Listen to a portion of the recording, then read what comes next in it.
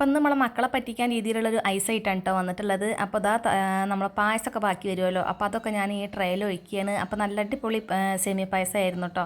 അപ്പോൾ ആ സേമിയ പായസം ബാക്കി വരുമല്ലോ, അത് അധികമൊന്നും ബാക്കിയില്ല, കുറച്ച് തന്നെ ഉള്ളൂ കേട്ടോ. അപ്പോൾ ഞാൻ വിചാരിച്ചെന്നാൽ ഇതിനിടാക്കി കഴിഞ്ഞാൽ നമ്മളെ മക്കളൊക്കെ നല്ല ആസ്വദിച്ച് തന്നെ കഴിക്കും.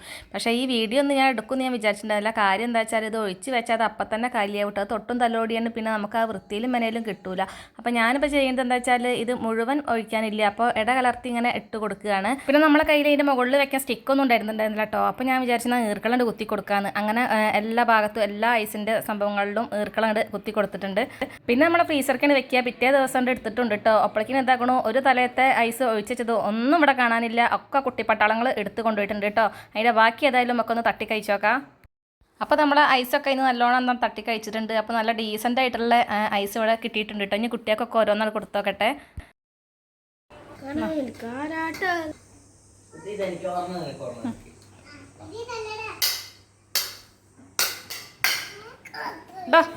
അക്ക് ഐസ് വേണോ?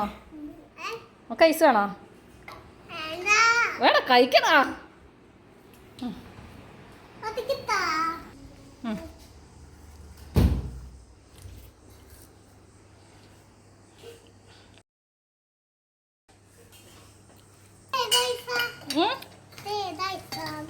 ഇത് സേമിയ ഐസ്, സേമിയ ഐസ്. റിച്ചുമോൻ്റെ അടുത്ത് നമ്മൾ ഒരു തരികടി നടക്കൂല കേട്ടോ. അപ്പോൾ ഇന്നത്തെ വീഡിയോ എത്ര തന്നെ ഉള്ളൂ. അപ്പോൾ ഇഷ്ടമാണെങ്കിൽ ലൈക്ക് ചെയ്യുക. അപ്പോൾ ടാറ്റാ.